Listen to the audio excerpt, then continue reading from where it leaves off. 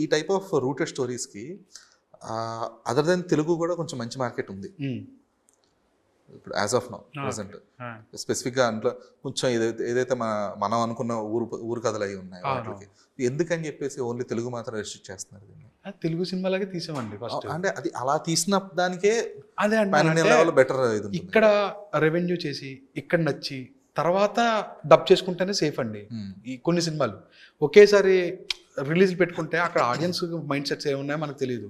First ఇక్కడ నచ్చింది అనుకోండి, 1 వీక్ తర్వాత డబ్ చేసి పంపించుకోవచ్చు. ఆ స్ట్రాటజీలో ఉన్నారండి రాజేష్ గారు.